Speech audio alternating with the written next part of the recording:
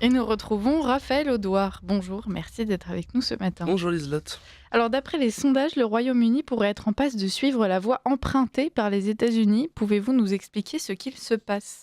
En fait, oui, dans les sondages, on voit une progression du parti de la réforme, qui est le parti de Nigel Farage. Pour rappel, Nigel Farage, c'était le leader du Brexit, c'est le leader du mouvement souverainiste et populiste au Royaume-Uni. Il avait été l'un des vainqueurs du référendum sur le Brexit en 2016. Il s'était ensuite retiré de la politique pour revenir en 2019 au moment des élections européennes, pour se re-retirer après l'arrivée au pouvoir de Boris Johnson, le leader des conservateurs, suite aux élections législatives de 2019, et était finalement revenu en 2024 lors des élections législatives. Donc aujourd'hui, son parti, le Parti de la Réforme, est le premier parti dans les sondages devant le travailliste de gauche et les conservateurs de droite, avec plus de 25% des voix.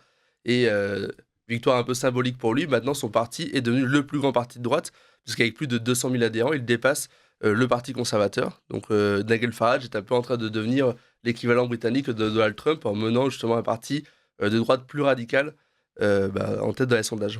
Est-ce que vous pourriez nous expliquer quelle est la situation politique en ce moment au Royaume-Uni? En fait, la situation au Royaume-Uni a été très stable pendant quasiment un siècle, avec la domination de deux grands partis politiques. À gauche, le Parti travailliste, d'orientation social-démocrate, très proche de ce qu'on pourrait avoir en France avec le Parti socialiste. Et à droite, le Parti conservateur, qui lui va être un équivalent local de LR. Donc ces deux partis ont dominé la vie politique britannique depuis, comme je l'ai dit, quasiment un siècle.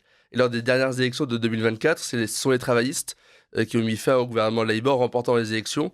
Et aujourd'hui, ils voient leur cote de popularité fortement chuter. Donc on avait pendant longtemps ces deux grands partis qui dominaient la vie politique. Et maintenant, on a le Reform Party qui commence à émerger. Et alors, qu'est-ce qui explique ce bipartisme au Royaume-Uni?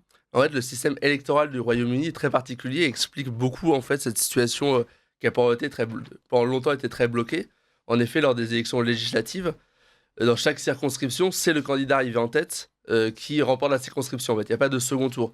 Donc, par exemple, si vous avez un parti de gauche qui fait 30% et derrière lui un parti de droite qui fait 25 et un deuxième parti de droite qui fait 24, c'est quand même la gauche qui remporte la circonscription.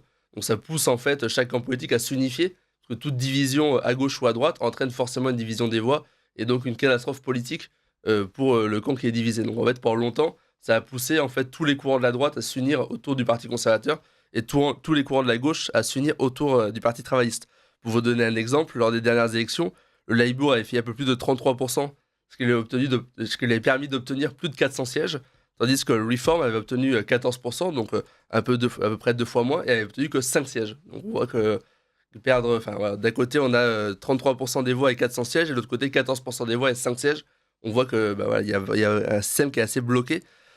Il y avait des petits partis qui existaient, les Verts, les libéraux, mais pour longtemps, ces partis étaient assez marginaux. Et là, pour la première fois, on a un parti, le Reform Party, qui est capable, dans les sondages en tout cas, de venir concurrencer les deux grands partis britanniques.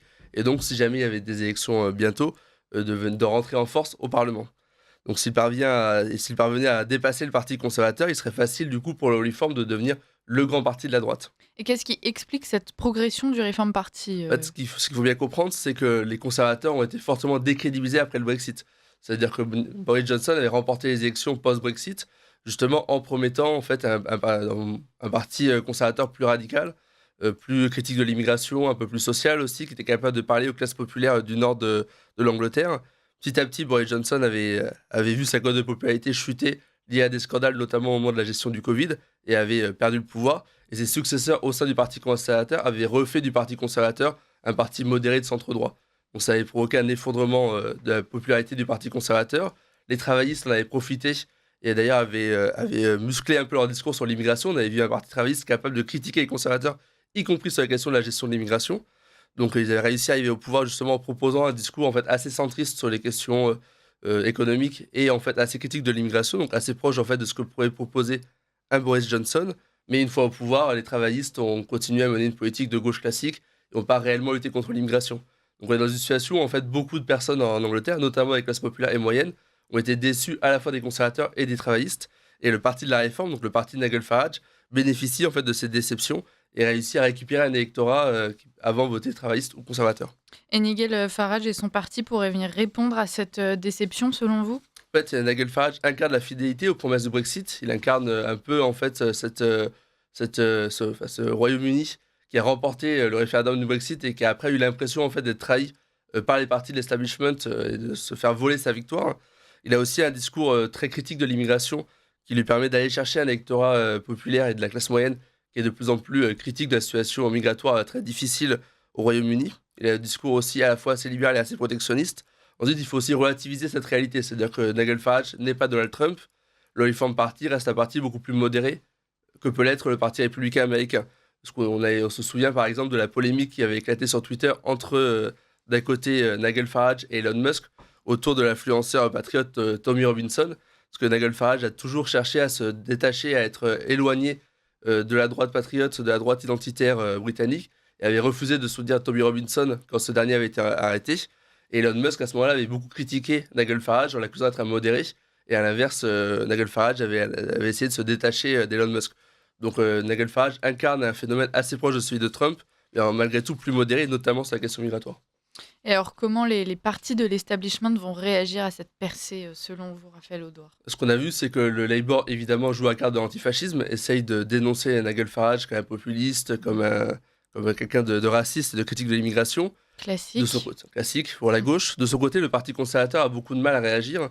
Ils ont élu, lors de leurs dernières élections internes, une représentante de l'aile droite de leur parti pour essayer de concurrencer Nigel Farage. Et pour l'instant, ça ne marche pas. Dans les sondages, on voit qu'ils sont dépassés par le Parti de la Réforme, tant et si bien qu'une partie du Parti conservateur serait tentée par un rapprochement avec Nigel Farage et pourra pas une fusion. On voit qu'il y a une droite très divisée là-dessus.